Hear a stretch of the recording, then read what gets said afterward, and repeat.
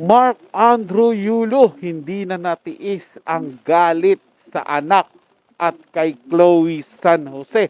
Yan po yung ating bibigyan ng reaction, komento, opinion sa araw na ito. At maraming salamat po muli sa inyong walang sawang suporta at pagtangkilik po dito sa ating channel. At muli din po akong humihingi ng suporta para sa ating panibagong channel na Insan Ruikis Reaction na tumatalakay po sa political issue.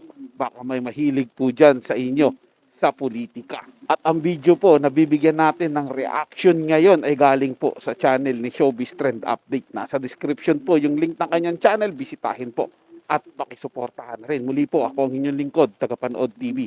At welcome back po dito sa ating YouTube channel at Facebook page. Simulan po natin ang ating reaction video sa araw na ito mga tagapanood. Let's do this! Welcome back sa aking channel. Ama ni Carlos Yulo na si Mark Andrew Yulo tila naubos na nga ang kabaitan at mahabang pasensya sa kanyang anak dahil sa tigas ng puso nito at nagpatama sa post patungkol sa karma. Panuurin at pakinggan ang buong detalye.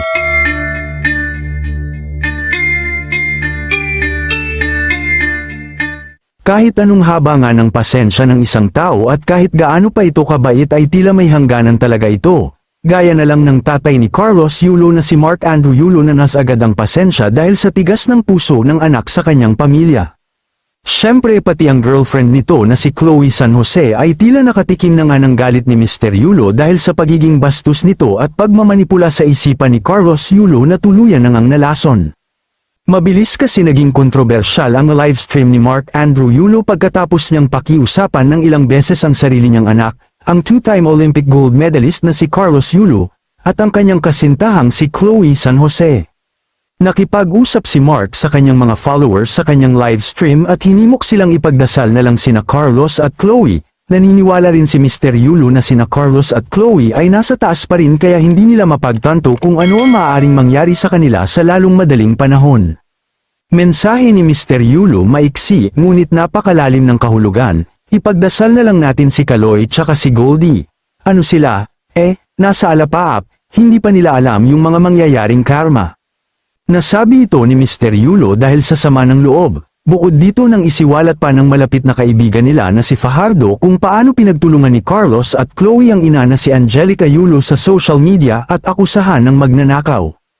Na kung mababasa ay talaga nga naman na sobrang sakit para sa isang magulang na ipahiya ng anak sa social media, kaya naman para sa karamihan ay hindi bayani si Carlos Yulo, kundi isang hudas na anak at ang girlfriend nito na si Chloe San Jose. Sa nasabing komento, makikitang tinawag ni Carlos ang kanyang ina na isang magna o isang magnanakaw na ikinadismaya ng Yulo family. Matatandaan na ilang beses nang hinimok ni Mr. Yulo si Carlos na humingi kaagad ng tawad sa kanyang ina. Gayunpaman, hindi man lang tumugon si Carlos sa mga pakiusap ng kanyang ama at tila nagbulag-bulagan at bingi-bingihan sa social media. Yun na nga po yung masaklap dyan mga tagapanood 'di ba? Ikaw bilang ama nakikiusap ka na sa anak mo na makipag-ayos sa magulang, sa nanay niya. Pero ang ginagawa po, instead na makipag-ayos, parang nagbingi-bingihan lang po. At hindi po pinapansin yung pakiusap ng tatay. At ang masaklap pa po dito mga tagapanood, imbis na tumalima siya o sumunod siya sa pakiusap, tatay na po yung nakikiusap mga tagapanood imbis na sumunod po siya sa pakiusap ng kanyang ama, ang ginawa po, nag-post pa po, lalo sa social media niya at tinawag na magna yung ina. Siyempre bilang ama, kahit naman po sinong ama, talaga pong, ano na yan makakaramdam na yun, sobra na tong anak ko 'Di ba kung nasa personal nga, harap-harapan, baka mapalo mo, bastos ka, 'di ba? Ganun po yun Pero sa kanya, ang ginawa niya po, nagpanibagong life siya at nakiusap po na ipagdasal na lang si Carlos, 'di ba? Parang ano po mga tagapanood parang humihingi pa po ng limos yung magulang ni Carlos Yulo, lalo na yung ama niya na, anak, pansinin mo naman kami, makipag-usap ka. Yun lang naman po talaga tingin ko mga tagapanood yun lang tanging gusto ng ama ni Carlos Yulo is yung makipag-usap po sila ng maayos, yung masinsinan po.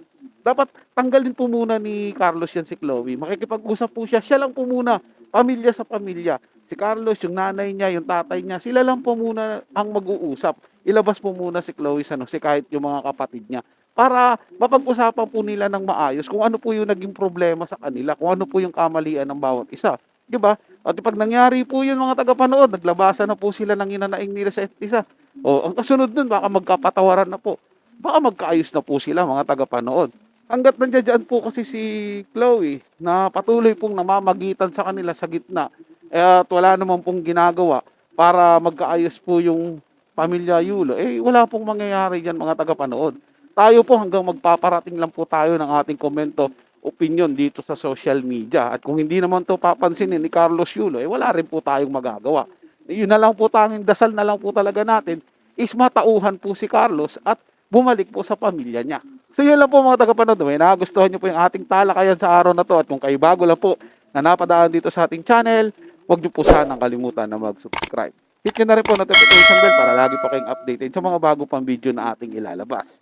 Share, like, and comment din po kayong mga tagapanood. Ating yung babasahin at pupusuan. So hanggang sa muli po, ito yung Tagapanood TV. Komento at opinion lamang, wala pong personalan. Paalam po at mabuhay po kayong lahat.